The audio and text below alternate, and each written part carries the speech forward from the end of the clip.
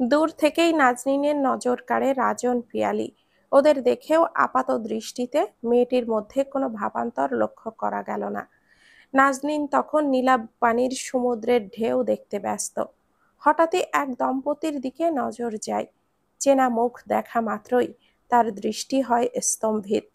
পরিবারের সকলের সাথে সমুদ্র বিলাস করতে এসেছিল নাজনীন।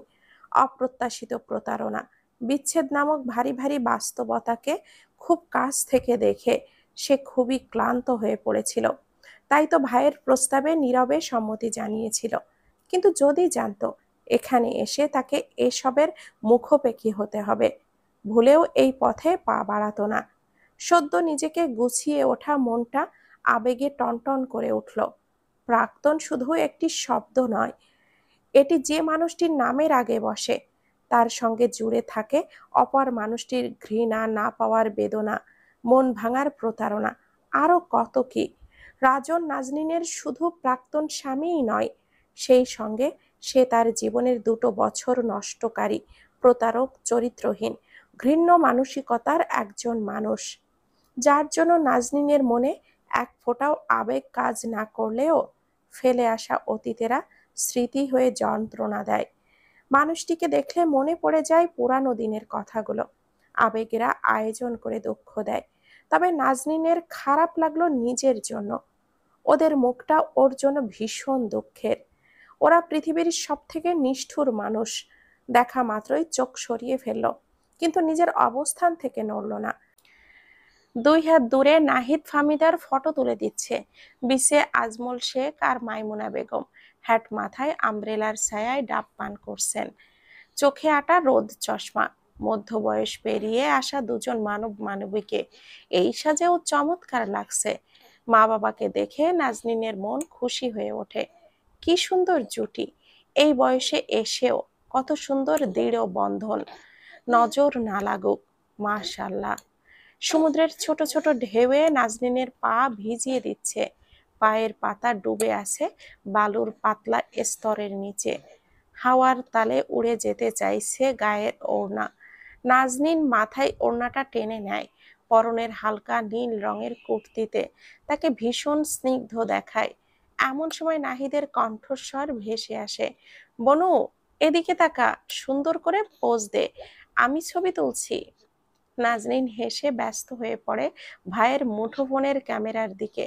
ঠোঁটে অল্প হাসির রেখা ফুটতেই নাহিদ ফটাফট কয়েকটা ছবি তুলে ফেলে।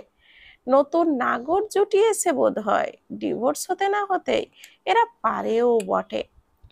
নাজনীন ছবি তুলতে দেখে পা বালিতে নিলে কানে ভেসে আসে কিছু অপ্রত্যাশিত বাক্য, যা মুহূর্তেই মেয়েটির বুকটা এফোর ওফোর করে দিতে যথেষ্ট ছিল। মুখের হাসি মিলিয়ে গেলেও চোখে পানি এলো না। কণ্ঠস্বর তার চেনা। বাতাসের তীব্র গতিতে ফিসফিসিয়ে বলা কথাটাও ঠিকই তার কানে গেল।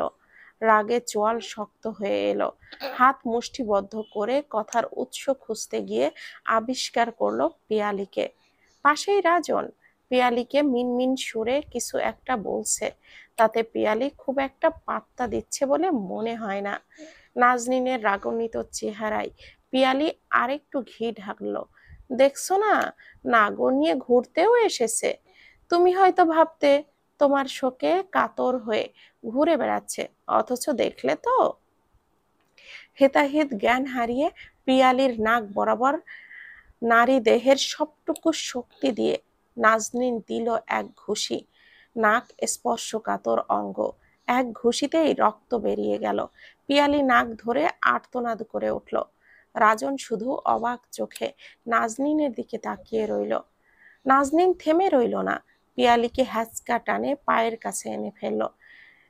ঠিক ভুল, উচিত অনুচিত, ন্যায় অন্যায় সব ভুলে সে পিয়ালিকে একের পর এক লাথিতে নাজেহাল করে ফেলল। নাজনীনের মেদহীন চিকনা শরীরের কাছে একেবারে ধরাশায়ী হয়ে পড়ে রইল পিয়ালি। নাজনীনের চুল ধরে দাঁড় করালো। মারের পর মার খেয়ে পিঠ টান করে দাঁড়াতেও পারছে না পিয়ালি। ঘটনাটি এতটাই দ্রুত ঘটলো যে রাজন কাছাকাছি থেকেও কিছু করতে পারলো না। কিছু বলতে গিয়েও নাহিদকে দেখে তখনই স্থির হয়ে দাঁড়িয়ে রইল। নাজনীন রাগান্বিত কণ্ঠে বলতে লাগলো, কি বললি? আবার বল। আমি নতুন নাগর জুটিয়েছি? তোর মতো নষ্টা নারী লোক আমি না। তুই পেট বাঁধিয়েছিস বলে সবাইকে তোর মতো ভাবিস কোন সাহসে? নিজে একজন নারী হয়ে আরেকজন নারীর সংসার ভাঙতে তোর বুক কাঁপে না? তোদের ছেড়ে দিয়েছি আল্লাহর রস্তে, এখানেও কেন আমার পিছু নিস? তোর মতো 12 ভাতারির নিজের ভাইকেও নাগর মনে হয়? তোকে আজ আমি মেরেই ফেলবো। এই বলে বিভিন্ন ধরনের গালিগালাজ করতে থাকে নাজনীন। ভাই বোন দুজনেই গরম মেজাজের মানুষ, এ কথা রাজনের জানা। তবে তাদের পরম সম্মানের একজন হওয়ায় এ কথা শুধু শুনেই এসেছিল। আজ তার প্রত্যক্ষ দর্শনের সুযোগ হলো তার। নাহিদ ফাহমিদা দৌড়ে নাজনীনের কাছে এলো। ওদের কানেও কথাগুলো পৌঁছেছিল, কিন্তু ওরা ভাবতেও পারেনি এই সব কথা নাজনীনকে উদ্দেশ্য করে বলা হয়েছে। জনসমাগম স্থানে এমন দৃশ্যে সবাই ছুটে আসে সেই দিকে। নানান প্রশ্নে ঘিরে ধরে নাজনীন সহ রাজন পিয়ালিকেও। পিয়ালি আঘাতে কিছুই বলতে পারে না। রাজন নিজেকে বাঁচাতে, নতুন করে ঝামেলা হওয়ার থেকে ঠেকাতে কিছু না বলে পিয়ালিকে নিয়ে স্থান ত্যাগ করলো। নাহিদ নাজনীনের কাঁধে হাত রাখতেই নাজনীন ভাইকে জড়িয়ে ধরল। ঝরঝর করে চোখ থেকে পানি গড়াতে লাগলো। জীবন তাকে শুধুই আজলা ভরে দুঃখ দিচ্ছে। নিজেকে শক্ত করতে, মানিয়ে নিতে যে ডালটি ধরছে সেটিই ভেঙে পড়ছে। অপবাদে স্বাভাবিক জ্ঞান হারিয়ে হাত উঠিয়ে ফেলেছে। এতে সে যে খুব অনুতপ্ত তা কিন্তু নয়, কিন্তু জনবহুল স্থানে লোকের দৃষ্টির কেন্দ্রবিন্দু হওয়ায় অস্বস্তিতে ঘিরে ধরেছে। সেই সঙ্গে পুরানো দুঃখ তো আছেই।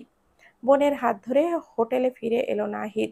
বোনকে কিচ্ছুটি জিজ্ঞাসা করলো না, শুধু বলল, ফ্রেশ হয়ে নিচে আয়, আশপাশটা ঘুরে দেখব, কিছু আবর্জনার জন্য মুড নষ্ট করিস না। মাইমুনা বেগম এবং আজমল শেখ এসবের কিছুই জানেন না, তাদেরকে জানানো হয়নি। ওনারা ব্যস্ত ছিলেন একটি গুরুত্বপূর্ণ কাজে। ওনাদের মতোই ছেলে মেয়ে নিয়ে বেড়াতে এসেছে আরেকটি পরিবার। ছেলে প্রমোশন পেয়ে মা বাবা এবং বোনকে নিয়ে ঘুরতে এসেছে। পৃথিবী আধারে ছেয়ে যাওয়ার আগ মুহূর্তটা হয় চমৎকার। পশ্চিম আকাশে সূর্য ডুবে যাওয়ার সময়টা চোখে পড়ার মতো। চারপাশ তখন কমলা রঙের নরম আলোয় ছেয়ে থাকে। একটা নীরব নিস্তব্ধতা বিরাজ করে প্রকৃতিতে। গোধূলির লগ্ন যাকে বলে। নাজনীন মুগ্ধ চোখে সেই সবই দেখছিল। একটু একটু করে সূর্য ডুবে যাচ্ছে, অন্ধকারাচ্ছন্ন হয়ে পড়ছে চারপাশ। নাজনীন, এদিকে এসো। মায়ের ডাক। মা সবসময় তুই করেই সম্বোধন করেন, কিন্তু অপরিচিত মানুষের সামনে তিনি আবার সন্তানদের এক্সট্রা আদর করে তুমি সম্বোধনটা করেন। এটা নাজনীনের জানা। মায়ের ডাকে অদূরে দাঁড়িয়ে থাকা মেয়েটি তাদের দিকে এগিয়ে যায়। কাছে যেতেই মাইমুনা বেগম পরিচয় করিয়ে দেন, এই যে আমার মেয়ে নাজনীন। আপনার মেয়ে তো ভারী মিষ্টি। ওর মায়ের মতোই আরেকটি নারীর কণ্ঠ ভেসে এলো। নাজনীন কি বলবে ভেবে পেল না। মাইমুনা বেগম নতুন পরিচিত হওয়া পরিবারটির সঙ্গে নাজনীনকে পরিচয় করিয়ে দিলেন। শ্যামবর্ণের এক সুঠাম দেহী পুরুষ। অল্প সময়ের জন্য হলেও নাজনীনের দৃষ্টি আকর্ষণ করলো। চোখে চোখ পড়তেই নাজনীন দৃষ্টি নামিয়ে ফেলল। পরিচয় সূত্রে ছেলেটি ওই পরিবারটির একমাত্র ছেলে। ঘুরতে এসে নতুন বান্ধবী পেয়ে মাইমুনা বেগম খুব খুশি। তিনি সংসারের গল্প খুলে বসেছেন। আজমল শেখও নতুন পরিচয় হওয়ায় টাক মাথার ভদ্রলোকের সঙ্গে গল্প জমিয়ে ফেলেছেন। চায়ের কাপে তাদের দারুণ গল্প জমে যাচ্ছে। নাহিদ ফাহমিদার হাত আঁকড়ে একটু দূরে সরে যায়। নতুন পরিচিত হওয়া পরিবারের বছর 16-র যে কিশোরী মেয়েটি, সে নাজনীনকে ভীষণ পছন্দ করে ফেলে। আগ বাড়িয়ে বলে, আমার তো কেউ এখানে নেই আপু, আমি কি তোমার কাছে একটু দাঁড়াতে পারি? নাজনীন হেসে সম্মতি জানায়, হেসো না। নাম কি তোমার? মেয়েটি খুশি হয়। এই বয়সের মেয়েরা অল্পতেই মানুষকে আপন করে ফেলে। এই যে নাজনীনের বলা ছোট ছোট দুটি বাক্যে তাকে পছন্দ করে ফেলল। সবাই যখন নিজেদের মতো করে সঙ্গী পেয়ে গল্প জুড়ে বসেছে, ঠিক সেখানেই একজন সঙ্গীহীন হয়ে দাঁড়িয়ে রয় কিছুক্ষণ। নিজের মা বাবা এবং ছোট বোন হাতছাড়া হওয়ায় ছেলেটি নিঃসঙ্গ হয়ে পড়ে। নাহিদ হয়তো সঙ্গ দিতে পারত যদি তার বউ থাকতো। সবার মাঝে পাত্তা না পেয়ে ছেলেটি যখন স্থান ত্যাগ করতে পা বাড়াতে নিল, ঠিক তখনই রুকাইয়া নামের কিশোরী মেয়েটি ভাইকে ডেকে বলে ওঠে, ভাইয়া, তুমি আমাদের সাথে গল্প করো না, আপুটা খুব ভালো, তোমাকেও আমাদের দলে নিব, কি বলো আপু? মেয়েটি যতটা অবুঝ, নাজনীন ততটাই বুঝবতী। সে উত্তর সাজিয়ে উঠতে পারল না, জবাবে কিছু বলতেও পারল না। কিন্তু নাজনীনের জবাবের অপেক্ষা না করে ছেলেটি বলল, তোমরা গল্প করো, আমি কাছেই আছি, কিছু লাগলে ডাক দিও। সমুদ্র তীরের রাতের বেলার রূপটা অন্যরকম সুন্দর। সূর্যের আলো নিভে গেলেই জ্বলে ওঠে নানান রকম কৃত্রিম আলো। চারপাশ হলুদ সাদা আলোয় ঝলমলিয়ে ওঠে। সেই আলোতে নাজনীনের চোখ পড়ে জোড়া ভুরুদয়ের যুবকের মুখখানা। শ্যামলা শান্ত ভদ্রতার খোলসে মোড়ানো এক তরুণ যুবক। অল্প দূরত্বে তারা পাশাপাশি দাঁড়ানো। রুকাইয়া ভাইয়ার এক হাত দখল করে কাছাকাছি দাঁড়িয়ে আছে, আরেক হাত নাড়িয়ে কথা বলছে মেয়েটি। ভাই যে ছোট্ট রুকাইয়ার ভীষণ পছন্দের তা অল্প আলাপেই নাজনীন বুঝতে পেরেছে। সেই সঙ্গে বুঝেছে মেয়েটির শরীর যতটা বেড়েছে, মানসিকতা ততটা বেড়ে উঠতে পারেনি। বয়সের তুলনায় একটু বেশি শিশুসুলভ আচরণ মেয়েটির মধ্যে বিদ্যমান। রোকাইয়া ভাইকে প্রশ্ন করে, ভাইয়া, সমুদ্রের শেষ কোথায়? জানি না বনু, হয়তো সমুদ্রের কোনো শেষ থাকে না। শেষ থাকে না কেন? আল্লাহ ভালো জানে। আল্লাহ ভালো জানেন, আমার জানাশোনার পরিধি খুবই সীমিত। সীমিত তো থাকবেই, লেখাপড়া করো নেই ছোটবেলায়, ফাঁকিবাজি করেছো, যার জন্য আমার প্রশ্নের জবাব দিতে পারছো না। পড়লে ঠিকই পারতে। বোনের মুখ ফোলানো অনুযোগে ভাইয়ের সাথে নাজনীনও হেসে ওঠে। বেশ ধৈর্যের সাথে বোনের বাচ্চামো প্রশ্নের জবাব দেয় ছেলেটি। নাজনীন অবাক হয় কিছুটা। রুকাইয়া দিন দুনিয়ার আজব সব প্রশ্ন তোলে ভাইয়ের সামনে। বোনের শিশু সুলভ আচরণ হয়তো ভাইয়ের আদর আহ্লাদের কাছেই প্রতিপালিত হচ্ছে দিনকে দিন। রাতের অন্ধকার গাঢ় হতেই দুই পরিবারের সবাই আবারও একত্রে মিলিত হয়। রাতের ডিনার তারা এক ছাদের নিচেই করবেন। ইতিমধ্যে দুই পরিবারের মধ্যে বেশ ভালো চেনা জানা হয়ে গিয়েছে। ভাব ভালোবাসাটাও ভেতরে ভেতরে বেড়েছে। মাইমুনা বেগম ও আজমল শেখও নতুন আত্মীয়তায় একটু বেশি বিনয়ী। অপরদিকে ভদ্রলোক ও ভদ্র মহিলাও তেমনই আন্তরিক। মনে মনে তাদের চিন্তা ভাবনা ভিন্ন। অন্য ফন্দি আটছেন মনে, কিন্তু সদ্য পরিচয়ে বলার সাহস করে উঠছেন না। আর একটি দিন তারা কক্সবাজারে আসে। শেষ দিনে নাহিদ বোন এবং স্ত্রীকে নিয়ে বেশ কয়েকটি জায়গায় ঘুরলো, কেনাকাটাও করলো। নাজনীন নিজে রুকায়াকে একটি উপহার দিল। দিন পেরিয়ে সন্ধ্যা হতেই লাগেজ গোছানো শুরু হলো। ফেরার সময় হয়ে গিয়েছে। বিদায় পর্বে রুকাইয়া আবেগী হয়ে বলল, তুমি খুব ভালো আপু, ভালো হতো যদি আবার আমাদের দেখা হতো। রুকাইয়ার বাচ্চামো নাজনীনেরও মন ছুঁয়ে গেল অল্প হলেও। পরিচয় হবার পর থেকেই যখনই দেখা হয়েছে মেয়েটি পিছু পিছু ঘুরেছে। নাজনীন ভাবে, ছোট একটি বোন থাকলে হয়তো এই মেয়েটির মতোই হতো। নাজনীন হেসে জবাব দেয়, আল্লাহ চাইলে নিশ্চয়ই দেখা হবে। মন দিয়ে পড়িও, পড়লে একদিন নিজের প্রশ্নের উত্তরগুলো তুমি নিজেই দিতে পারবে, কেমন? রুকাইয়ার মন খারাপ। মন খারাপ নিয়ে প্রতি উত্তরে বলল, আচ্ছা। এক এক করে সবার থেকে বিদায় নিয়ে আজমল শেখ পরিবার নিয়ে নিজ গন্তব্যের দিকে বেরিয়ে পড়লেন। যাবার আগে নাজনীনও সবাইকে বলে এসেছে, শুধু দূরে দাঁড়ানো মানুষটিকে কিছু বলা হয়নি। সে হয়তো বলার সাহসই করে উঠতে পারেনি, শোনার অপেক্ষায়ও নেই।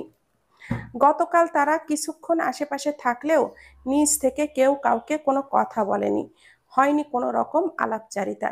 এ যুগে নারী লোভী 90টা পুরুষের মধ্যে 10টি পুরুষ উত্তম চরিত্রেরও হয়। যেখানে সেখানে নারী লোক দেখলেই কথা বলার জন্য জিভ লক লক করে না। তাকে নিয়ে অবশ্য নাজনীনের মনে কোনো ভাবনা চিন্তাও নেই, হওয়ার কথাও নয়।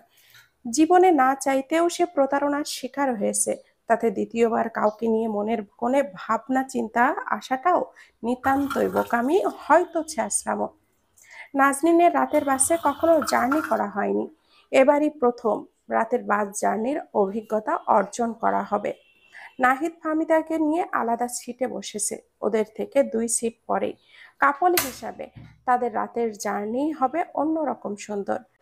নাজনীনের রাতের বাসে কখনো জার্নি করা হয়নি, এইবারই প্রথম রাতের বাস জার্নির অভিজ্ঞতা অর্জন করা হবে। নাহিদ ফাহমিদাকে নিয়ে আলাদা সিটে বসেছে, ওদের থেকে 2 সিট পরেই। কাপল হিসাবে তাদের রাতের বাস জার্নি হবে অন্যরকম সুন্দর। নাজনীনের পাশের সিটে মাইমুনা বেগম বসলেন, আজমল শেখ সামনের সিটে। রাতের জার্নিতে নিজের সঙ্গী হিসাবে নাজনীন বেছে নিল হুমায়ুন আহমেদের আমার আছে জল বইটি। বাসের সামনের দুই পাশে বড় বড় চোখের মতো সাদা আলোর লাইট দুইটা রাতের অন্ধকার রাস্তাকে খানিকের জন্য আলোকিত করে তুলছে। নাজনীনের বইয়ের পাতা থেকে চোখ উঠিয়ে রাতের রাস্তাঘাট দেখে। রাতের প্রকৃতির মধ্যে আলাদা সৌন্দর্য আছে। আধারে ঢাকা স্থানগুলোতে হঠাৎ হঠাৎ আলো পড়লে কেমন যেন রহস্যময় লাগে। মাইমুনা বেগম অল্প সময়ের মধ্যেই ঘুমিয়ে পড়লেন। নাজনীন এখন পুরোই একাকিত্বের অভ্যন্তরে। এক রাত জার্নি শেষে দিনের সদ্য আলো ফোটায় তারা বাড়িতে ফিরে আসে। রাতে যেহেতু মাইমুনা বেগম বেশ খানিকটা সময় ঘুমিয়েছেন, তাই দীর্ঘ জার্নি শেষে তিনি একটু কিছুটা ক্লান্তহীন।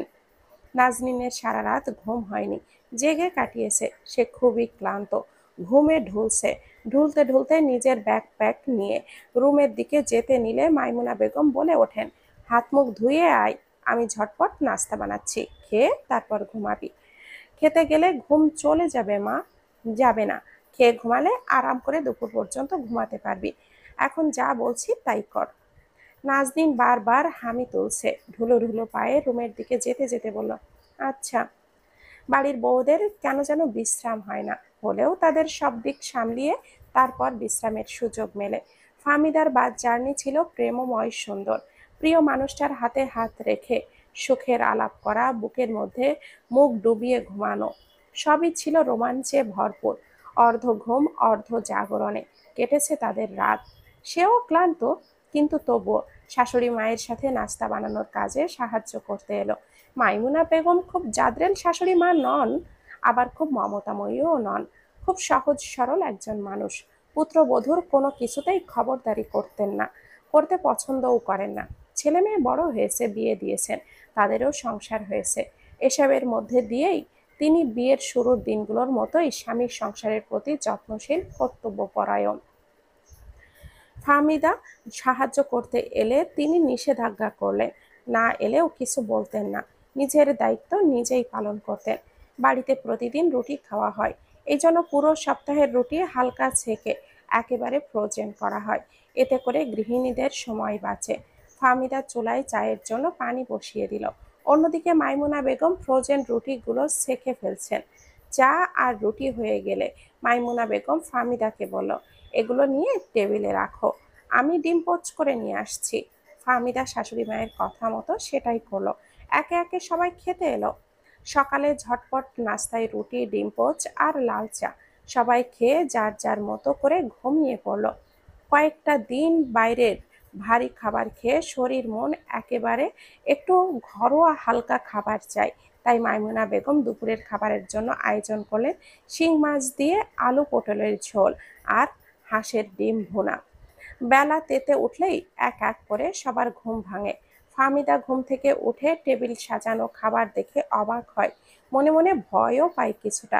পাছে শাশুড়ি মা কিছু মনে করেন। ভয়ে ভয়ে জিজ্ঞাসা করেন, আমাকে একটা ডাক দিতে না মা, আপনি একা একা কষ্ট করে রান্না করতে গেলেন। ঘুমিয়ে গিয়েছিলাম, কত বেলা হতো কিছুই টের পাইনি। আমার ঘুমটা আজ গাঢ় হয়েছে। সমস্যা নেই, এই বয়সে ঘুম গাঢ়ই হয়। আমি তোমার শ্বশুরকে ডাকছি, তুমি ওদের ভাই বোনকে ডেকে খেতে বলো। শেষ বিকেলের নরম আলো গায়ে মাখামাখি হয়ে মাইমুনা বেগম বেগুনের চারা গাছগুলোতে পানি দিচ্ছিলেন। গলায় ছোট্ট একটা ঝোলানো ব্যাগ, ওনার বাটন ক্যামেরা যুক্ত ফোনটা রাখেন। হঠাৎ করেই আওয়াজ তুলে ফোনটি বেজে ওঠে। গাছে পানি দেওয়াতে থামিয়ে তিনি ফোনটি ব্যাগ থেকে বের করলেন। দেখতে পান অপরিচিত নাম্বার থেকে কল এসেছে। সাধারণত অচেনা নাম্বারের কল তিনি রিসিভ করেন না, কিন্তু আজ কি মনে করে যেন কলটা রিসিভ করলেন। ফোনের ওপাশ থেকে পরিচিত কণ্ঠস্বরে সালাম দেওয়া শুনেই মাইমুনা বেগম চিনে ফেললেন। ঠোঁটে হালকা হাসির রেখা ফুটে উঠল। নতুন বান্ধবী ফোন করেছেন। দুই বান্ধবী দীর্ঘ আলাপচারিতার এক পর্যায়ে মাইমুনা বেগম তাদের নিজ বাড়িতে দাওয়াত করলেন এবং খুব জোর দিয়ে বলেন, আপা, আপনাদের কিন্তু অবশ্যই আসতে হবে। ওপাশ থেকে জানালেন, আসবো আপা, কিন্তু আপনাকে একটা কথা জানানোর ছিল। আপনি কি মনে করবেন ভেবে আর বলা হয়ে ওঠেনি। এখন মনে হচ্ছে বলা উচিত। মাইমুনা বেগমের কপালে চিন্তার ভাঁজ পড়ল। বললেন, কি কথা আপা? আপনার মেয়েটিকে তো আমাদের খুব পছন্দ হয়েছে। মাইমুনা বেগমের বুকটা ধক করে উঠল। তিনি মনে মনে এটাই আন্দাজ করেছিলেন। পরিচয় হবার পর থেকেই ভদ্র মহিলা বারবার নাজনীন সম্পর্কে এটা সেটা খুঁটিয়ে খুঁটিয়ে জিজ্ঞাসা করছিলেন। ঘুরে ফিরেই আলোচনার কেন্দ্রবিন্দু ছিল নাজনীনই। হয়তো এই কথা শুনে নিতে খুশি হতে পারতেন। ভালো পরিবার, ভদ্র নম্র ছেলে, এমন পরিবারেই মেয়েকে বিয়ের জন্য দেখা সাধারণত। কিন্তু ওই যে মেয়ের খুঁত। তিনি ভনিতা না করেই বললেন, আমার মেয়ের আগে বিয়ে ছিল আপা। ওপাশ থেকে হয়তো এই কথা শোনার জন্য প্রস্তুত ছিলেন না। কিছুক্ষণ ওপাশ নীরব রইল। মাইমুনা বেগমও কিছু বলছেন না। মনের মধ্যে খচখচ করে। এখন আপাত দৃষ্টিতে কাউকে ভালো দেখলেও মন মানতে চায় না। মেয়েটিকে ভালো ছেলে দেখেই তো বিয়েটা নিজেদের আগ্রহে দিয়েছিলেন, অথচ কপাল তো ঠিকই পড়ল। আপনার মেয়েটিকে আমাদের পছন্দ হয়েছে, কিন্তু এ কথা তো আমার জানা ছিল না। মেয়েকে তো সারা জীবন এভাবে রাখবেন না, কিছু ভেবেছেন? এত তাড়াতাড়ি কিছু ভাবিনি, তবে এই মুহূর্তে ওকে কিছু বলার সাহস করছি না। সবে একটা ধকল সামলে উঠেছে। তা ঠিক। আমি তাহলে পরিবারের সবার সাথে আলাপ করে আপনাকে জানাবো আপা। ঘরে পুত্রবধূ যদি আনতেই হবে, আপনার মেয়েকেই আনতে চাই। এখন আপনি কি বলেন? আপা, এত তাড়াতাড়ি কিছু ভাবছি না। আগেরবার নিজেদের জোর জবরদস্তিতে বিয়েটা দেওয়া, এবার কিছু হলে ওর সিদ্ধান্তকেই প্রাধান্য দেওয়ার ইচ্ছে। ছেলে মেয়েদের দেখাটা তো হলো, ওদের মধ্যে ওই বোঝাপড়াটা ভালো হতো। আপনি যদি রাজি হন তাহলে নাজনীন মাকে আমরা দেখতে আসতাম। মেয়ে তো আমার একার না, ওর বাবার কাছে বিষয়টা বলি। আমার ছেলে আছে, সর্বোপরি মেয়েকে বলি, সব শুনে জানাবো। আচ্ছা, কিন্তু উত্তর কিন্তু হ্যাঁ হওয়া চাই। মাইমুনা বেগম চিন্তায় পড়ে গেলেন। মেয়ের শুকনা মুখ তার ভালো লাগে না। ওদের সবাইকে ওনার পছন্দ হয়েছে। ছোটখাটো শিক্ষিত ভদ্র পরিবার, ছেলে ভালো পোস্টের চাকরি, সব মিলিয়ে এমন সুযোগ হাতছাড়া করা ঠিক নয়। কিন্তু মেয়েকে তিনি এই বিষয়ে বলবেন কিভাবে, সেটাই বুঝে উঠতে পারছেন না। মাথায় পাহাড় সম চিন্তা নিয়ে ফাহমিদার শরণাপন্ন হলেন। ফাহমিদা। জি আম্মা। বৌমাকে ডেকেও বলার মতো কথা সাজিয়ে উঠতে পারেন না মাইমুনা বেগম। ইতস্ত বোধ করেন। ফাহমিদা শাশুড়ি মায়ের দিকে প্রশ্নসূচক দৃষ্টিতে তাকিয়ে থাকে। জড়তা কাটিয়ে মাইমুনা বেগম বলেন, কি দিয়ে শুরু করব বুঝতে পারছি না। আসলে নাজনীনের জন্য ভালো একটা বিয়ের সম্বন্ধ এসেছে। ওর সামনে এ কথা কিভাবে তুলবো বুঝতে পারছি না। ও যদি বিষয়টি স্বাভাবিকভাবে না নেয়, বিষয়টি স্বাভাবিকভাবে না নেওয়াটা কি অযৌক্তিক হবে ওর জন্য? বলুন আম্মা। মাইমুনা বেগম জবাবে কিছুই বলতে পারলেন না। শাশুড়ি মায়ের নীরবতার পিঠে ফাহমিদা বলেন, আপনি এত তাড়াহুড়ো করছেন কেন? কিছুদিন হলো একটি ঝামেলা থেকে বেরিয়েছে মেয়েটি, স্বাভাবিক হওয়ার চেষ্টা করছে, পড়াশোনায় মন দিয়েছে। এর মধ্যে এইসব কথা তোলার কি খুব দরকার আছে? শুনেছি আগের বিষয়টি আপনার নিজের মন মতো দিয়েছেন, এবারেও একই কাজ কেন করতে চাইছেন? আমার মনে হয় ওকে ওর মতো থাকতে দেন, পড়াশোনা করুক, নিজের পায়ে দাঁড়াক, এরপর ও যা ভালো বুঝবে করবে। এত তাড়াহুড়োর কিছু আছে বলে মনে হয় না আম্মা। কিন্তু বৌমা, ওরা খুব আগ্রহ করছিল। এখানে অনাগ্রহের তো কিছু নেই আম্মা। আমাদের নাজনীন মাশাআল্লাহ, দেখতে যেমন সুন্দর তেমন তার নম্র ভদ্র আচরণ, পছন্দ হওয়ার মতোই মেয়ে। আপনাকে পুনরায় কিছু জিজ্ঞাসা করলে বলবেন মেয়ে পড়ছে, পড়াশোনা শেষ না হলে কথা আগাতে পারছে না। বুঝতে পেরেছেন? বৌমার কথার প্রতি উত্তরে মাইমুনা বেগম সুবোধ বালকটির ন্যায় মাথা কাত করে সম্মতি জানায়। মা এবং ভাবির কথোপকথন কান এড়ায় না নাজনীনের। সে সবই শুনেছে। উঠানের এক কোনায় দাঁড়িয়ে তারা যখন নিজেদের মধ্যে কথা বলাতে ব্যস্ত, তখনই নাজনীন ঘর থেকে বেরিয়ে উঠোনে আসতে নিচ্ছিল। সব কথাই তার কান ভেদ করে মস্তিষ্কে পৌঁছায়। ভাবির বুদ্ধিমত্তার সাথে দেওয়াতে উত্তরগুলো ওর খুবই পছন্দ হয়। মনে মনে তাকে ধন্যবাদ না জানাতে ভুল করল না। কারোর চোখে পড়ার আগেই দরজার কাছ থেকে সরে যায় নাজনীন, পা চালিয়ে নিজের রুমে ফিরে আসে। এরপর মাইমুনা বেগম আর সেই বিষয় নিয়ে নিজের ভাবনা চিন্তা বন্ধ রাখেন। ফাহমিদা তো ঠিকই বলেছে, সে তাড়াহুড়োই করছিল বটে। দিন দুয়েক পর মাইমুনা বেগমের কাছে আবারও কল আসে। বান্ধবী ফোন করেছে। কুশল বিনিময় শেষে জিজ্ঞাসা করে, সে বিষয়ে কথা বলেছেন বাড়িতে? মাইমুনা বেগম প্রথমে কি বলবেন বুঝতে না পারলেও পরেক্ষণেই নিজেকে বোঝালেন কথা ঝুলিয়ে রেখে লাভ নেই। ভনিতা না রেখে প্রতিউত্তর করলেন, আপা, আমি এত তাড়াতাড়ি কিছু করতে চাইছি না। মেয়ে আমার সবে একটি ঝামেলা থেকে মুক্ত হয়েছে, পড়াশোনায় মন দিয়েছে। আপাতত ওর পড়াশোনাটা শেষ না হওয়া অবধি কিছু ভাবতে পারছি না। ওপাশ থেকে দীর্ঘশ্বাসের স্পষ্ট শব্দ নাজনীনের কানে লাগে। মায়ের থেকে একটু দূরে বসেই অপেক্ষা করছিল ভালো কিছুর জবাব আসার। কিন্তু সে তো জানে না, দুর্লভ বস্তু যেমন খুব সহজে পাওয়া যায় না, তেমনি খুব করে চাওয়া মানুষটিকে খুব সহজে জীবনে পাওয়া যায় না। সৃষ্টিকর্তার এখানে বান্দার পথে অপেক্ষা নামক খেলা খেলতে মন চায়। মহামহিম রব দেখতে চান অমুক বান্দার জন্য ওই বান্দাটি আদৌ উপযুক্ত কিনা। দীর্ঘ অপেক্ষার অঙ্গারে বান্দাকে পুড়িয়ে খাঁটি সোনা কিনা খতিয়ে দেখেন। এখন দেখা যাক অপেক্ষার দীর্ঘ সময়টুকু ধৈর্যের সাথে পার করতে পারেন কিনা, না অকালেই ঝরে অন্যতে মন দেয়। রাজনের দিনকাল ভয়াবহ রকমের খারাপ যাচ্ছে। পিয়ালির ছুঁড়ে মারা ফ্রাই প্যানের আঘাত হওয়ায় পায়ের ক্ষত রাজনের আজও শুকায়নি। অল্প একটু স্থানে যন্ত্রণাদায়ক ক্ষত হয়ে দাঁড়িয়েছে। চিকিৎসা নিয়েও জ্বালা পোড়া নিরাময় হচ্ছে না। অন্যদিকে হাওয়া ছাড়লেই তীব্র দুর্গন্ধে বাসায় টেকাও যেন শুধু মুশকিলই নয়, মহা মুশকিল। বাসা বদলানোর প্রয়োজন। পায়ের যন্ত্রণায় নিয়মিত অফিস করাটাও কষ্টদায়ক হয়ে দাঁড়িয়েছে তার জন্য। বর্তমানে ছুটিতে বাসায় দিন কাটাচ্ছে সে। বেশ কিছুদিন যাবৎ বাসায় থাকার কারণে পিয়ালের দিকে নজর পড়েছে রজনের। কই পেট তো ফোলা ফোলা লাগে না? এতদিনে প্রেগনেন্সির সেকেন্ড ট্রাইমেস্টারে থাকার মতো শারীরিক মানসিক উভয় দিকেই পরিবর্তন হওয়ার কথা, অথচ পিয়ালি দিব্যি হেঁটে চলে বেড়াচ্ছে, কোনো পরিবর্তন নেই। এক দুপুরে খেতে বসে রাজন প্রশ্নটা করেই ফেলল, পিয়ালি, তোমার এখন কয় মাস চলে? কি বুঝতে পারছো না? না। পিয়ালি এই না শব্দটি রাজনকে অনেকগুলো রহস্যের মুখোমুখি এনে দাঁড় করায়। মুহূর্তেই কপালের শিরা ফুলে ওঠে, মুখের স্পষ্ট রাগের চিহ্ন ফুটে ওঠে। খাওয়া থামিয়ে শটান দাঁড়িয়ে পড়ে। বিপরীত পাশে বসা পিয়ালির চুলের গোছা ধরে টেনে নিয়ে আসে ড্রয়িং রুমে। চুলের গোছা থেকে হাত সরিয়ে মুখ চেপে ধরে রাগান্বিত কণ্ঠে জিজ্ঞাসা করে, আমার সাথে এই নাটকটি কেন করলি? আমাকে কেন বলেছিলি তুই 3 মাসের গর্ভবতী? হঠাৎ আক্রমণের কারণ বুঝে উঠতে পারছিল না পিয়ালি। রাজনের প্রশ্নে উত্তর খুঁজে পায় না, থতমত খেয়ে যায়। অপরদিকে রাজনের হাতের চাপে মুখের চোয়াল ভেঙে আসার জোগাড় মেয়েটির। যন্ত্রণায় ছটফট করতে থাকে, ইশারায় ছাড়তে বলে। না, মুখ ছাড়লে তো কথা বলবে কি করে?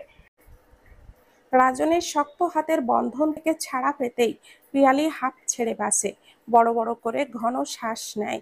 কিন্তু রাজন প্রশ্ন থেকে এক চুলও নড়ে না। ফের জিজ্ঞাসা করে, কেন এমন করলি বল?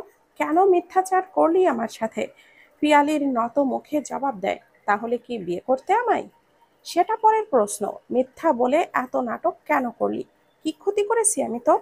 কেন আমার সাজানো সংসার নষ্ট করলি? নষ্ট আমি করিনি, করেছ তুমি। কি আমি করেছি? রাজন যেন নিজের কানকে বিশ্বাস করতে পারছে না। এ কথা আদৌ সত্য? সে নিজের সংসার নষ্ট করেছে? অবিশ্বাসের দৃষ্টিতে পিয়ালির দিকে তাকায়। পিয়ালি হাসে। এই হাসির পেছনে অনেক গল্প। বলে, কিছু হলেই আমার উপরে হাত ওঠাও। তোমার প্রাক্তন স্ত্রী তো পারলে আমাকে মেরেই ফেলে। সব দোষ কি শুধু আমার? তোমার এক চুলও কি দোষ নেই? রাজন প্রতিউত্তরে কিছুই বলে না। বলবেই বা কি? নিজেকে এই প্রশ্নের কাঠগড়ায় আগে কখনো সে দাঁড় করায়নি। রাজন তবুও নিজেকে নির্দোষ প্রমাণ করতে প্রতিউত্তরে বলে, দোষ আমি করেছি? নিজের প্রশ্ন করে দেখো আগে, দোষ তোমার কি একটুও নেই? রাজন এবার কিছুই বলে না, নীরব নিথর হয়ে দাঁড়িয়ে রয়। থেমে থাকে না পিয়ালি। সে বলতে শুরু করে, আমি নিতান্তই দারিদ্র ঘেঁষা পরিবার থেকে উঠে আসা মেয়ে। অনেকগুলো ভাই বোনের মধ্যে আমি তৃতীয় জন। আমার চাষা ভুষা বাবা এতগুলো ছেলে মেয়ের প্রতিপালনে হিমশিম খেয়ে যাচ্ছিলেন। কোনো রকম এসএসসির পর গার্মেন্টসে ঢুকলাম প্রতিবেশী এক চাচার মাধ্যমে। বছর খানিক চাকরির বয়স পেরোলো। শহরে অভ্যস্ত হতে লাগলাম। এক পর্যায়ে তোমার সাথে দেখা। আমি ওয়ার্কার হিসাবে চাইব ওপর মহলকে হাতে রাখতে, যেন আমি সুযোগ সুবিধা অন্যদের থেকে বেশি পাই এবং স্যার ম্যামদের নেক নজরে থাকি। প্রায়শ বিভিন্ন রকমের খাবার বানিয়ে আনতাম, তার মধ্যে তুমি বেশি খুশি হতে, খাবারের প্রশংসা করতে। তোমার সাথে আমার সখ্যতা বাড়তে লাগলো। আমার তোমাকে মনে ধরলো, ধরবেই বা না কেন? তুমি শিক্ষিত, দেখতে ভালো, আমার থেকে উঁচু পজিশনে, আর কি চাই? কিন্তু তোমাকে এ কথা জানাবো কি করে? উঁচু নিচুর একটা তফাৎ আছে না? সাজগোজ বাড়ালাম, প্রথম নজরে পড়লাম, তুমিও এগিয়ে আসলে, প্রেম হলো, একসময় ঘনিষ্ঠতা বাড়লো। একদিন জানতে পারলাম তুমি বিবাহিত, অথচ এ কথা তুমি আমাকে আগে বলনি। আমার সুন্দর উন্নত জীবন চাই, দারিদ্রের জীবন আর চাই না। হাঁফিয়ে উঠেছি, এই জন্য তোমাকে চাই, তাতে তোমার জীবনে যে থাকে থাকুক, না থাকে না থাকুক। তুমি কিন্তু আমার থেকে সুখ খুঁজতে ভুলতে না। ঘরে যে তখন তোমার অত সুন্দর স্ত্রী, তাও তোমার মধ্যে আমি অন্যরকম মাদকতা টের পেতাম আমার ছোঁয়ায়। অথচ সৌন্দর্যের বিচার করলে আমি তার ধারের কাছেও নেই। অস্তিত্ব সংকটে তোমার আরো আষ্টে পৃষ্ঠে আঁকড়ে ধরলাম। সত্যি আমি কনসিভ করেছিলাম, তোমাকে দেখানো রিপোর্ট মিথ্যা ছিল না, কিন্তু তোমাকে পুরোপুরি ভরসা করে উঠতে পারছিলাম না, তাই কিছুদিনের মধ্যে আবাসন করা হয়েছিল। তবে ততদিনে তুমি আমার ওপর পুরোপুরি ঝুঁকে গেলে, স্ত্রী ছাড়তে দ্বিধা করলে না। তোমার স্ত্রী যেদিন তোমায় ছেড়ে গেল, সেদিন ও ফ্ল্যাটে আমি গিয়েছিলাম। সে চলে যাওয়ার প্রস্তুতি নিচ্ছে। আমার মন বলে উঠল, কাটা ঘায়ে নুনের ছিটা দিয়ে দেখো তো কেমন লাগে ওর। প্রেগনেন্সির রিপোর্টটা দেখালাম, আরো ইনিয়ে বিনিয়ে নানান কথা বললাম। তোমার স্ত্রী প্রথমে শান্ত থাকলেও পরে রূপ নিল সাক্ষাৎ বাঘিনী। সেদিনও সে আমায় মেরেছিল জানো। তারপর তো গেলই, আমাদের বিয়ে হলো। সত্যি বলতে সুখ আর হলো না, কেমন যেন অশান্তিতে অসুখ লেগেই থাকে। বিলাসবহুল জীবন কাটাতে তোমাকে বেছে নেওয়া, সেই তুমি একসময় আমাকে ফেলে সব ভুলে যেতে, আমার ছোঁয়ায় উন্মাদ হয়ে যেতে, সেই তুমি আমার গায়ে হাত তোলো। আমি অবাক হই জানো, আগে তুমি আর আমি, এখনকার মধ্যে অনেক বিরাট তফাৎ। অনেক কথা তো বলতাম, এখনো বলো। এখানে কি তোমার একটুও দোষ নেই? তোমার স্ত্রীকে ছাড়তে না চাইলে আমি জোর করে ছাড়াতে পারতাম। যত ভিডিও ফুটেজই থাকুক না কেন, তার চেয়ে বড় কথা, তাকে প্রকৃত অর্থে চাইলে তুমি আমার শরীরে ডুবে যেতে পারতে। তুমি বিবাহিত, এই কথাই বা কেন বলনি আমাকে? প্রথমে তো অজান্তেই তোমার জীবনে আমি এসেছি। শুরুতে সব জানানোর পর যদি সম্পর্কে আগাতাম বা শুরু করতাম, তাহলে তুমি বলতে পারতে সব দোষ আমার, আমি জেনে বুঝে এসেছি। আসলে কি তাই? দোষ যদি করেই থাকি, তবে তুমি আমি দুজনেই দোষ করেছি। এ কথা যত তাড়াতাড়ি স্বীকার করবে, ততই তোমার জন্য ভালো। পিয়ালে দীর্ঘ বক্তব্য শেষে টি টেবিলের ওপরে রাখা পানি ভর্তি জগ মুখে ধরে ঢকঢক করে পানি খেল। হাঁপিয়ে গিয়েছে সে। অন্যদিকে রাজন বিকারগ্রস্ত রোগীর ন্যায় দাঁড়িয়ে আছে, দৃষ্টি ঝাপসা এলোমেলো। এভাবে কখনো ভাবেনি সে।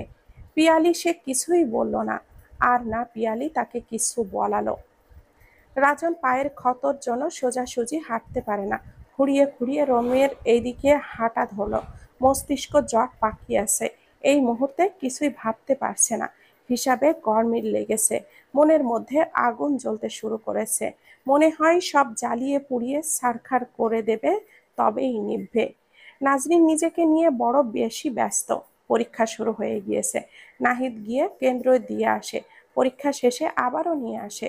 চারিদিকে বিপদের ফাঁদ পেতে থাকে, পরিবেশ অনিরাপদ। এর মধ্যে বোনকে একা পাঠাতে তার মন সায় দেয় না। যোগাযোগ চলে দুই পরিবারের মধ্যে, এখনো মুখোমুখি দেখা হয়নি তাদের। মাইমুনা বেগমের সাথে ছেলের মায়ের কথা হয়, কথার ফাঁক ফোকরে নাজনীনের খবর নেওয়া হয়। ওপাশ থেকে একজন আগ্রহ নিয়ে সে গল্প শোনে। একদিন বিকালবেলায় ফাহমিদা বিকালের চা নাস্তার আয়োজন করছিল। বারান্দার এক কোণে বেতের তিনটি মোড়া পেতে রাখা, একটি গোল টেবিল রাখা, খালি জায়গায় কয়েকটা ইনডোর প্লান্ট। সেখানে প্রায়শ আড্ডা জমে বাড়ির তিন মানবীর। এই সময়টা বাড়িতে পুরুষ লোক থাকে না, তারা থাকে কর্মস্থলে। আসরের পরের সময়টাতে বেলা হু হু করে পড়তে শুরু করে। এই দেখা যায় বারান্দার এক কোণায় এক ফালি চকচকে হলদে রোদ, পরেক্ষণে দেখা যায় চারপাশ আচ্ছন্ন হয়ে আসছে আধারিতে। সেখানে চিত্রপট ভিন্ন ছিল। জ্যৈষ্ঠের ব্যবসা গরম দিনে দুপুরে পড়ে শুরু হলো কালবৈশাখীর তাণ্ডব। আকাশ ঘন কালো হয়ে এলো। মুহূর্তেই শান্ত প্রকৃতি রূপ নিল ভয়াবহতায়। সেই দিন তার নাহিদ এবং আজমল শেখের দোকানে ফেরা হয়নি।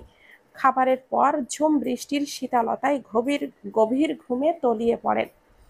বৃষ্টি শুরুর সাথে সাথে মাইমুনা বেগম ব্যস্ত হয়ে পড়েন বৃষ্টির পানি সংরক্ষণ করতে। বৃষ্টির পানিতে রান্না হয় খুব সুন্দর ও সুস্বাদু। বড় বড় ড্রামে পানি জমিয়ে রাখেন। বসার ঘরে হাওয়ার তালে পর্দা দুলছে। মাইমুনা বেগম সব পানি সেকে আসরের নামাজ পড়ে সোফায় বসেন। আসেন আজমল শেখও। নাজরিন আসরের নামাজ শেষে সোজা কিচেনে চলে যায়। ভাবিকে নাস্তা বানানোর কাজে সাহায্য করে। বিকালের নাস্তা তৈরি হয় আলু পুরি, চিকেন পাকোড়া আর ঘন দুধ চা। ফাহমিদা পুরি ভাজতে ভাজতে বলেন, তুমি পাকোড়াগুলো ভেজে ফেলো না বোন, আমার চিকেনের গন্ধ লাগছে, কেমন যেন গা গুলিয়ে আসছে। নাজনীন ফাহমিদার দিকে সতর্ক দৃষ্টিতে তাকায়, মনের মধ্যে অন্য কিছুর ইঙ্গিত দেয়। আগ বাড়িয়ে কিছু জিজ্ঞাসা করতে চেয়েও করে না। থাক না, সত্যি হলে সেই বলবে। বিকালের নাস্তার সাথে দারুণ আড্ডা জমে উঠেছে। আকাশ কালো করে বাইরে পড়ছে মুষলধারের বৃষ্টি। ঘরের মধ্যখানে পরিবারের কয়েকটি প্রাণী মিলে নিজেদের আলাপ আলোচনায় মশগুল। পারিবারিক আড্ডা পৃথিবীর অন্যতম সুন্দর দৃশ্যের একটি। বড় বড় চুমুকে আজমল শেখ চা শেষ করেন। মেয়ের উদ্দেশ্যে বলেন, তোমার পড়াশোনা কেমন চলছে মা? পরীক্ষা শুরু হয়েছে শুনলাম, কেমন হচ্ছে? নিজের গম্ভীর দাপটের সাথে চলা বাবার মুখ থেকে মা নামক আদরের সম্বোধন নাজনীনের মন খুশিতে নেচে ওঠে। জীবনের চরম বাস্তবতায় ঘেরা সময়ে সে পরিবারের প্রত্যেকটি সদস্যকে পেয়েছে বন্ধুরূপে। পাশে সে কষ্ট না পায়, সেই দিকে দৃষ্টি তাদের সদা জাগ্রত। ভালো লাগায় মন ছেয়ে থাকে। বাবার প্রশ্নের প্রতি উত্তরে কিছু বলার জন্য মুখ খুলতে নিলেই হঠাৎ করে নাক মুখ চেপে ফাহমিদা তড়িঘড়ি করে স্থান ত্যাগ করে। বেসিনে গিয়ে এ অবধি পেটে পড়া খাবারের বিসর্জন ঘটে। নাজনীনের আরও কিছু বলা হয়ে ওঠে না। সদ্য ঘুম থেকে উঠে নাস্তা খেতে বসেছিল নাহিদ।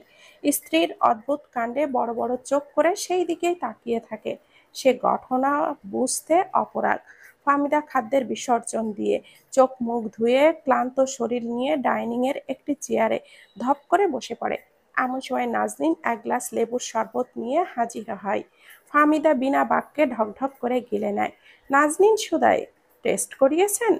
বিস্মিত দৃষ্টিতে তাকায় ফাহমিদা, দুই দিকে মাথা ঝাঁকায়। নাজনীন আবারও বলে, আগামীকাল টেস্ট করাবেন। আমার কথা বুঝতে পেরেছেন? না আসলেই। হুম।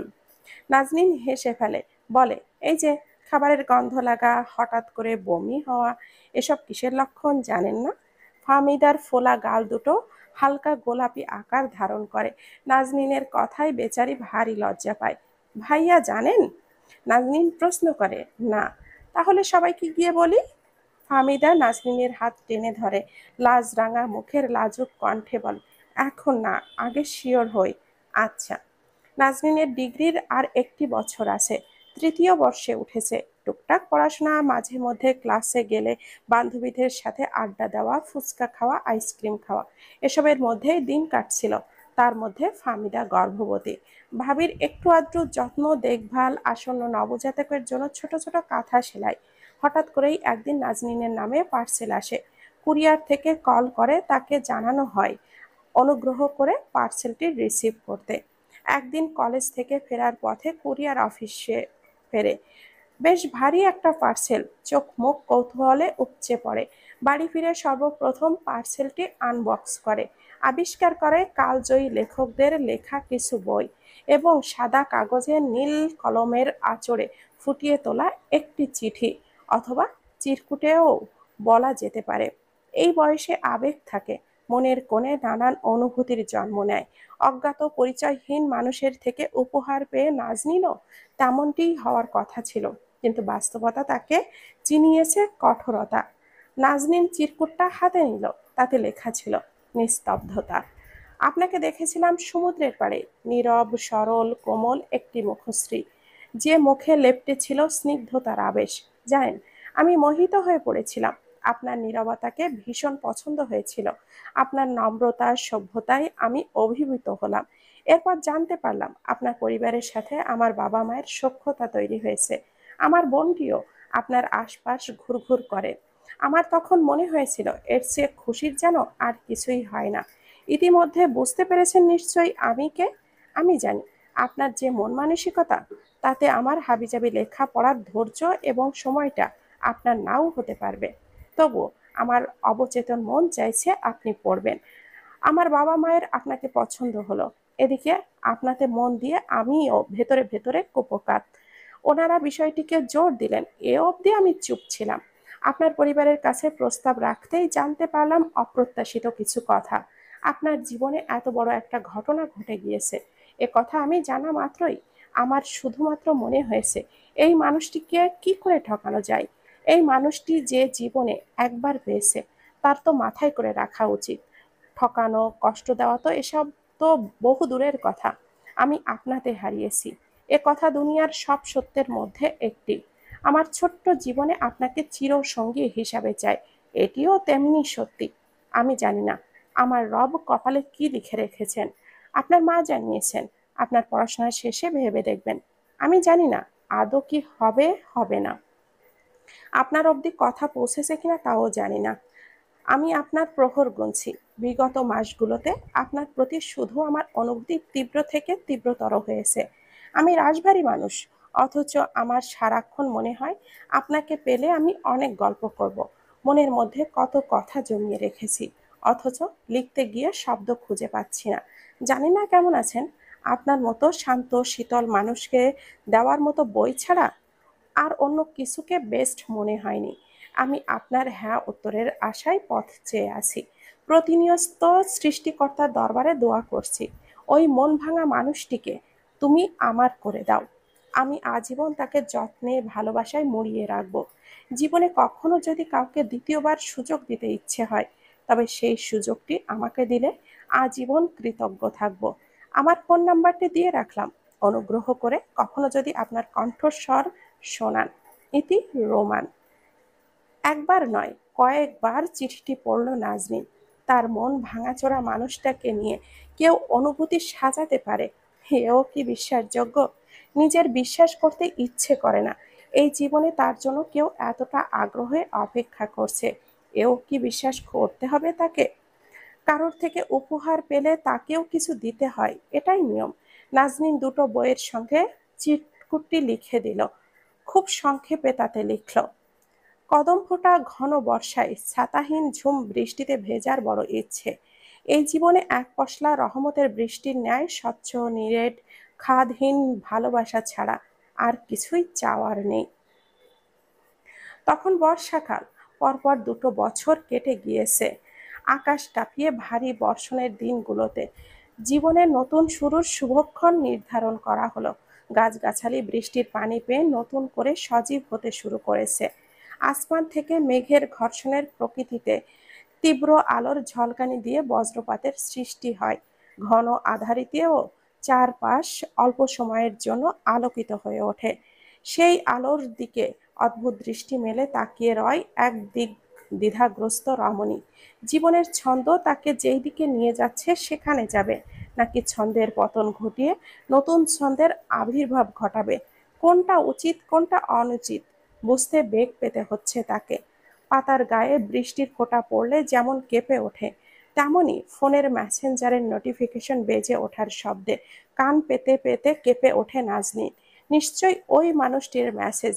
মনে হতেই লজ্জায় অস্বস্তিতে নুয়ে পড়ে মেয়েটি। পাগল ছেলেটির 2 বছরেও তার পিছু ছাড়ল না। নাজনীন জানালা থেকে সরে আসে, ফোন হাতে নেয়। শীঘ্রই তাদের বিয়ে হতে চলেছে। শ্রাবণের মাঝামাঝিতে বিয়ের তারিখ নির্ধারণ করা হয়েছে। দুই পক্ষের আলাপ আলোচনা হয়েছে, দুই পরিবার মিলে সব আয়োজন এবং বৃষ্টিমুখর পরিবেশেই সেরে ফেলবেন। নাজনীনের মনে এখনো ছবির মতো স্পষ্ট ভেসে ওঠে প্রথম পরিচয় হবার সময়। মানুষটার সাথে দেখা হলো, কিন্তু কথা হলো না। চেনা জানা কিছুই হলো না। সে তখন ভাঙা মন নিয়ে নিজেকে জোড়াবার চেষ্টায় নিজেকে নিয়ে বড্ড বেশি মগ্ন। তার প্রতি অন্য কারোর মুগ্ধ দৃষ্টি মেয়েটির নজর কাটতে পারেনি। সেই সমুদ্র পাড়ে পরিচয় হওয়া পরিবারের থেকে আসা হঠাৎ বিবাহ প্রস্তাব, ভাবির বুদ্ধিতে মায়ের সেই প্রস্তাব নাকচ করা, কুরিয়ার থেকে তার নামে পার্সেল আসা, সবই তো হলো পরপর, হঠাৎ হঠাৎ। সেসব ফেলে এসে আরো 2 বছর আগে স্নাতক শেষ হয়েছে, মাস্টার্সে সবে ভর্তি হয়েছে। পরিবর্তন হয়েছে অনেক কিছুই। চেহারায় ভারিক্কি ভাব, ব্যবহারে কখনো কাঠিন্যতা, কখনো বা নরম সরল। কিছুদিন একটি কিন্ডারগার্টেনে চাকরি করেছে। ছোট ছোট বাচ্চাদের গড়তে গিয়ে আবিষ্কার করেছে এই জীবনে ধৈর্য নামক গুণটি আয়ত্ত করা খুবই জরুরি, নচেত মাথা খারাপ পাগল হওয়া ছাড়া গতি নেই। তবে রোমানের সাথে তার মৌখিক আলাপ হয়নি, আর না হয়েছে ফোন আলাপ। পার্সেল থেকে ফেসবুক বন্ধু অবধি গড়িয়েছে। মেসেঞ্জারে ছেলেটির কালে ভদ্রে মেসেজ আসে, কিন্তু ভয়েস কথা বলা হয়ে ওঠেনি। এই পাশের যুবতী মেয়েটি সে আশকারা রোমান নামের যুবকটি ছেলেটিকে কখনো দেয় না, আর না রোমান সেই সুযোগের অপেক্ষায় থাকে। সে তো কেবল সময় গুনতে থাকে। আর কতদিন হলে মনের মধ্যে যত্ন করে রাখা প্রিয়তমা তার বুকের সাথে লেপ্টে থাকবে। এবার অপেক্ষার অবসান হতে চলেছে। রোমানের মনের মধ্যে জমিয়ে রাখা ভালোবাসাগুলো ডালপালা গজিয়ে বিরাট মহিরুহে রূপ নিয়েছে। অন্যদিকে নাজনীন মেয়েটি পড়ে রয় দ্বিধা দ্বন্দ্বের বেড়াজালে। জীবনে যে পুরুষকে মনে শরীরে ঠাঁই দিয়েছিল, সেই পুরুষ তাকে নির্মমভাবে ঠকিয়েছে। তৃতীয় ব্যক্তির আবির্ভাব ঘটিয়ে বুঝিয়েছিল, তুমি আমার কেউ নও, তোমাকে আমার প্রয়োজন নেই। জীবনে এত বড় প্রতারণার শিকার হওয়া মেয়েটির অন্য পুরুষকে নিজের জীবনে জোড়াতে জোড়তা থাকবেই। ভয়, ভীতিতে আড়ষ্টতা আসবেই। ঠকার যন্ত্রণা সেই জানে যে ঠকেছে। মনের কষ্ট, দহন মন ছাড়িয়ে মস্তিষ্ক, সমস্ত শরীরের ছেয়ে যায়। তীব্র থেকে তীব্রতর হয় সে কষ্ট। সেই কষ্ট জীবনে দ্বিতীয়বার নাজনীন কখনো চাইবে না। তার জায়গায় অন্য কেউ হলেও চাইত না। তাই তো অপেক্ষা নামক আগুনে রোমানকে পুড়িয়ে আসল সোনা কিনা যাচাই করতে চাইছে। 2 বছরে ছেলেটির একগুঁয়েমি, ভদ্রতা, নম্রতায় ভালোবেসে অপরপক্ষের কোনরূপ প্রতিক্রিয়া না পেয়েও পাগলের মতো ভালোবাসা নাজনীনের হৃদয় ছুঁয়েছে। তাই তো পরিণয় সম্মতি জানিয়েছে নীরবে। এখন দেখার পালা পাগল ছেলেটি তাকে কতটুকু ভালোবাসায় মুড়িয়ে রাখবে। মেসেজে রোমান লিখেছে, স্নিগ্ধতা, কোন রঙের পোশাক পরবেন বিয়েতে? নাজনীন মেসেজের রিপ্লাই দিতে একটু সময় নিল। গালে আঙুল ঠেকিয়ে ভাবতে লাগল। মিনিট খানিক পরে মনে কাঙ্ক্ষিত উত্তর আসতেই জবাব দিল, সাদা। ওপাশের মানুষটা হয়তো কিঞ্চিত অবাক হল। সাদা কোন বিয়ের পোশাক হতে পারে? তবুও নিজের অবাকতা নিজের কাছে রেখে পুনরায় মেসেজ করল, শাড়ি, লেহেঙ্গা না গাউন? এবারে নাজিনের জবাব দিতে সময় লাগল না, শাড়ি। ওপাশ থেকে মেসেজ এলো, একটা প্রশ্ন করতে পারি স্নিগ্ধতা? নিশ্চয়। বিয়ের শাড়ি সাদাই কেন? অন্য রং কেন নয়? জাস্ট কৌতূহল থেকে জানতে চাওয়া। মেঘেদের রং সাদা। বর্ষার কদম সাদা। বর্ষার বৃষ্টি সাদা। আমার মনে হয় যে মানুষটিকে জীবনে জোড়াতে চলেছি তার মনটাও সাদা। তাহলে সাদা রং কেন নির্বাচন করব না? স্নিগ্ধতা, আপনি জানেন কি? যার মন সুন্দর, কেবল সেই অন্যের মনকে সাদা আখ্যায়িত করতে পারে। আপনাকে আরও একটি কথা জানিয়ে রাখি, সাদা রং আমার ভীষণ পছন্দের। এভাবে মিলে যাবে ভাবিনি। মিলে যাওয়ার জন্য তাহলে আমাকে ধন্যবাদ জানান। ধন্যবাদ তো আপনাকে সবসময় জানাতেই হয় মিস। আমাকে এতটা সহ্য করার জন্য। বাকিটা জীবন আপনার পাশে থাকার সম্মতি জানানোর জন্য। আর কতকির জন্য যে জানাতে ইচ্ছে হয়। পাগল লোকটার পাগলাটে অনুভূতির বহিঃপ্রকাশ নিজনিনকে ভেতরে ভেতরে অস্থির করে তোলে। মুখে লেপ্টে থাকে নিঃশব্দ লাজুক হাসি। অন্যদিকে রাজনের জীবনে চলছে ঘোর অমানিসার প্রহর। স্ত্রী নিয়ে গ্রামের চাষাভুষার কাজ করে দিনাতিপাত করছে।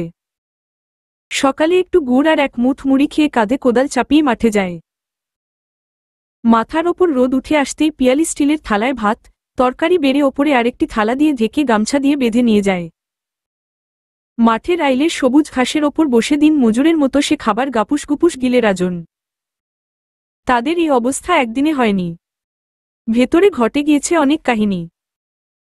পায়ের হওয়া ক্ষত নিয়ে বহু ভুগতে হয়েছে। ভাগ্য সহায় না হলে অল্প আঘাতেও অনেক বড় ক্ষতি হয়ে যায়। রাজনকে দেওয়া পিয়ালির সেই পায়ের আঘাতে হওয়া ক্ষতর যন্ত্রণা দিনকে দিন বেড়েই চলেছিল। উন্নত চিকিৎসা, ওষুধপত্র, ভেষজগুণ সমৃদ্ধ ওষুধ, কোনোটাই তার ক্ষত নিরাময়ে কাজে আসেনি। দিনের পর দিন অফিস কামাইয়ে একসময় চাকরিটা হাতছাড়া হয়। হাতে টাকা পয়সা যা ছিল সে বছর খেয়ে পড়ে দিব্যি চলেছিল। এরপর নিজেদের পেটের দায়, বাসা ভাড়া বাবদ বিরাট অঙ্কের ঋণ জমল। দুর্গন্ধে অতিষ্ঠ হলেও বাসা আর বদলাতে পারেনি। পরবর্তীতে বড় বাসার ভাড়া ঠিকঠাক পরিশোধ না করতে পারায় ছোট্ট টিনশেডের খুপচি ঘরে আশ্রয় নিতে হয়। বাসার সব জিনিসপত্র বিক্রি করতে করতে ঠেকেছিল শুধুমাত্র একটি তোশক আর কিছু হাঁড়ি, বাসনকোসন।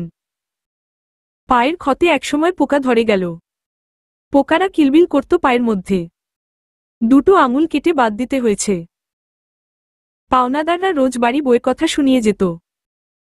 হুমকি দিত, পয়সা পরিশোধ না করলে জেলে পড়বে। এর মধ্যে বোঝার ওপর শাকের আটি হয়ে নেমে আসে আরেক দুঃসংবাদ। পিয়ালি কখনো মা হতে পারবে না।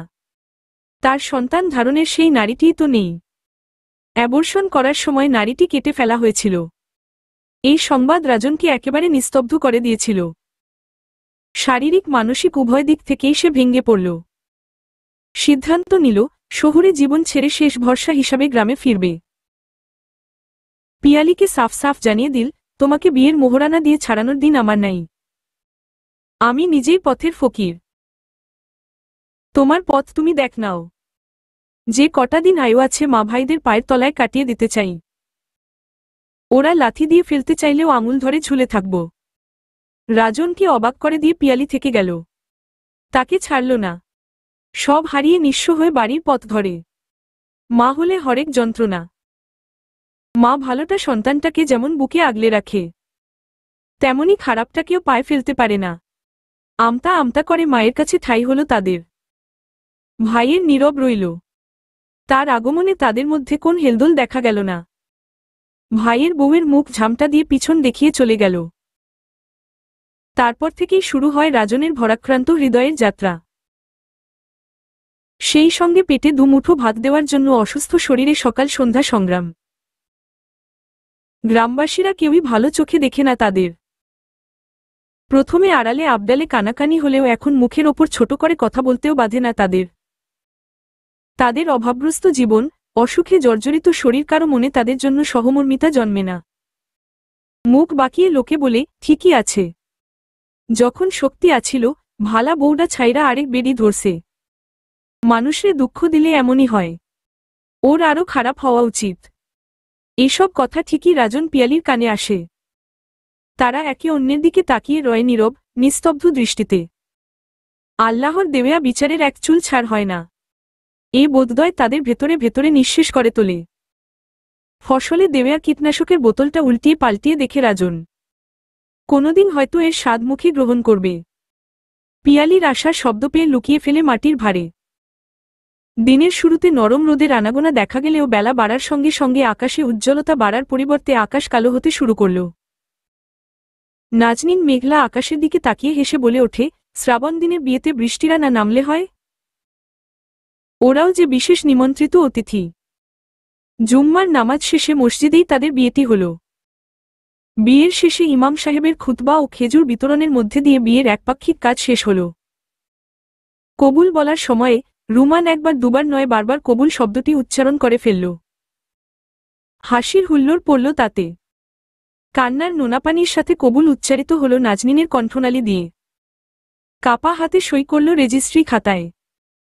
জীবনকে জড়ালো আরেকটি মানুষের সাথে। দ্বিতীয়বার জীবনের নতুন শুরু হল। দুহাত ভর্তি মেহেদি আর সাদা রঙের সুন্দর শাড়িতে নাজনীনকে রূপকথার কোন এক অপরূপা রাজকন্যার মতো লাগছে। মাথার সাদা দোপাট্টায় সৌন্দর্য যেন ঠিকরে পড়ছে রুমের দেয়ালগুলোতে। বিয়ের কাজ সমাধা হতেই বর কনেকে একত্র করা হল। সাদা রঙের পাঞ্জাবিতে রোমানের সৌন্দর্য চোখে পড়ার মতো। ছেলেটিকে ভীষণ স্নিগ্ধ লাগছে। পাশাপাশি দুটো মানুষ। নতুন জীবন যাদের শুরু হলো শুধুই তাদের ঘিরে। কেউ কারো সঙ্গে কথা বলল না। রুমান নিঃশব্দে নাজনীনের একটি হাত শুধু মুঠোয় বন্দি করল। মাইমুনা বেগম আজ মহা ব্যস্ত। মূলত কান্না লুকাতে তিনি ব্যস্ততার ভান করছেন। চোখ ঘুরিয়ে মেয়ে এবং জামাইকে দেখছেন আর মনে মনে দোয়া করছেন এবার যেন মেয়েটি সুখী হয়। বিদায় বেলাটা ছেলেপক্ষের যতটা আনন্দের, মেয়ে এবং মেয়ে পক্ষের তেমনি কষ্টের, যন্ত্রণার। রোমানের মুখে বিশ্বজয়ের হাসি, অন্যদিকে নাজনীনের চোখ ভর্তি পানি। ভাইয়ের 1 বছরের মেয়েটি ঝাঁপিয়ে ফুফুর কোলে উঠে পড়ল। ভারী সাজ পোশাকেও নাজনীন তাকে জড়িয়ে ধরল, বুকের সাথে মিশিয়ে রাখল কিছুক্ষণ। মা, বাবা, ভাই, ভাবির সাথে আলিঙ্গন, ভরসা বাক্যর মধ্য দিয়ে রোমান বউ নিয়ে উঠল গাড়িতে। গাড়ির চাকাগুলো সচল হতেই নাজনীন খোলা জানালায় মুখ বাড়িয়ে পিছন ঘুরে তাকায়। পিছে চোখভরা পানি নিয়ে তাকিয়ে আছে তার স্বজনেরা। সাদা রঙের একটি দোতলা বাড়ির সামনে গাড়ি এসে থামে। রোমানের হাত ধরে শ্বশুরের ভিটায় পা পড়ে নাজনীনের। রুকাইয়া দৌড়ে এসে জড়িয়ে ধরল। মায়ের নামে অভিযোগ করে বলল, শুধুমাত্র বৃষ্টির জন্য মা আমায় যেতে দিল না। কোন মানে হয় বলো মিষ্টি ভাবি? মিষ্টি ভাবি ডাকটা কানে পৌঁছাতেই নাজনীনের মনটা ভালো লাগার আবেশে ছেয়ে উঠল। এক হাত বাড়িয়ে রুকাইয়াকে কাছে টেনে নিল। বৃষ্টির দিনে বাড়িতে একটু কাদা জড়াবেই, তার ওপর সেটা যদি হয় বিয়ে বাড়ি।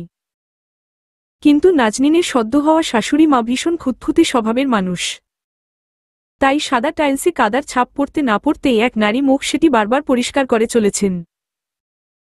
অন্যদিকে কিচেন থেকে ভেসে আসছে খাবারের ঘ্রাণ। বাড়ির ভেতরের আশপাশটাও সাদা নকল ফুলে সেজে উঠেছে। বৌমাকে দেখে শাশুড়িমা জড়িয়ে ধরলেন। আসতে কোন সমস্যা হয়েছে কিনা জানতে চাইলেন। নাজনীন নম্রতার সাথে উত্তর দিল। শাশুড়ি, বৌমা কথা বলায় ব্যস্ত হয়ে পড়ল। এরপর একে একে আত্মীয়স্বজনের মাঝে নিজেকে হারিয়ে ফেলল নাজনীন। রুমানের সাথে নাজনীনের দেখা হলো বাসর ঘরে। হলুদ সাদা মোমবাতি আর ফুলে ফুলে সেজে উঠেছে বাসর ঘর। তার মধ্যে সাদা জামদানি গায়ে জড়িয়ে হাঁটু ভাঁজ করে বসে আছে এক মানব পুতুল। সাদা বর্ণে সাদা শাড়ি, হালকা কাজের সোনার গহনায় সেজে উঠেছে এক অপূর্ব নারী মুখ। মুখে কোন প্রসাধনীর ছোঁয়া নেই, আপাদমস্তক প্রাকৃতিক সুন্দরী। রোমান নববিবাহিত স্ত্রীকে দেখে সম্মোহনী চোখে তাকিয়ে রইল কিছু সময়। ঘোর কাটতেই ধীর পায়ে এগিয়ে গেল নাজনীনের কাছে। হাত ধরে হাঁটা ধরল ছাদের দিকে। নাজনীন পুতুলের মতো পিছন চলে। বাইরে ঝুম বৃষ্টি। বৃষ্টির তালে রুমুঝুমু শব্দ তৈরি হচ্ছে। তার মধ্যে রোমানের পায়ের তালে তাল মিলিয়ে হাঁটছে তার নববধূ। এই বাড়ির ছাদে একটি ছোট রুম আছে, যেটা রোমান বড় হবার পর থেকে নিজের ব্যক্তিগত লাইব্রেরি ও অবসর জ্ঞাপনের স্থান হিসাবে ব্যবহার করে আসছে। রোমান নাজনীনকে নিয়ে সেখানে গেল না। রাতের খোলা ছাদে মুষলধারে বৃষ্টির মধ্যে নববধূকে নিয়ে দাঁড়াল রেলিং ধরে। বৃষ্টির বড় বড় ফোঁটা তাদের ভিজিয়ে দিচ্ছে। বৃষ্টির ফোঁটার তালে হালকা কেঁপে উঠছে নাজনীন। রোমান নাজনীনের হাত ছেড়ে তার দিকে ঘোরায়। সময় ব্যয় না করেই নাজনীনের সামনে হাঁটু গেড়ে বসে পড়ে। নাজনীনের দিকে একগুচ্ছ কদম ফুলের তোড়া ধরে বলতে শুরু করে, এই কদম ফোঁটা ঘন বর্ষার নিঝুম রাত সাক্ষী রেখে বলতে চাই, আমি তোমাকে ভীষণ ভালোবাসতে চাই। তোমার প্রতি হওয়া মুগ্ধতা, মায়াকে প্রতি মুহূর্তে বাড়াতে চাই। তোমাকে আদরে আদরে ভরিয়ে রাখতে চাই। তোমার হাত দুটো আজীবন শক্ত করে ধরে রাখতে চাই। হুটহাট তোমার কোলে মাথা রেখে ঘুমাতে চাই। আমার এই এত এত চাওয়াকে কি পূর্ণতা দেওয়া যায় মিস রোমান শিকদার?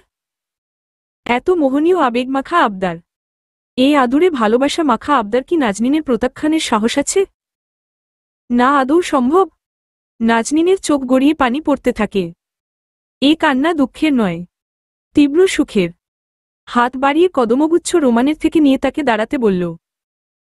রোমানের বুকে মাথা এলিয়ে দিয়ে বলল, আপনার আবদার প্রত্যাখ্যানের সাধ্য আমার নেই। আমি কি সুখের আশায় চেয়ে থাকতে পারি আপনার দিকে? রোমান নাজনীনের মুখের চোখ বেয়ে পড়া পানি ও বৃষ্টির পানির স্রোত দুহাতে মুছে দিয়ে বলল, নিশ্চয় আমার প্রিয়তমা। আমার সুখ তাতে, যেখানে তুমি সুখী, আমিও যে তোমার দিকে তাকিয়ে রই সুখের আশায়। এরপরের ঘটনাটা উষ্ণ। দুজন দুজনার খুব কাছাকাছি আসে, ঠোঁটে ঠোঁট ছোঁয়ে। হঠাৎ করে বিদ্যুৎ চলে যাওয়ায় ছাদের এক কোনায় টিমটিম জ্বলা লাইটটাও নিভে গেল। প্রগাঢ় আধারে তলিয়ে গেল ভিজতে থাকা দুজন নরনারী। প্রকৃতি তাদের একান্ত কিছু সময় উপহার দিতে চাই, যে সময়ের সাক্ষী কেউ না হোক, শুধুই দুজন দুজনার। সমাপ্ত।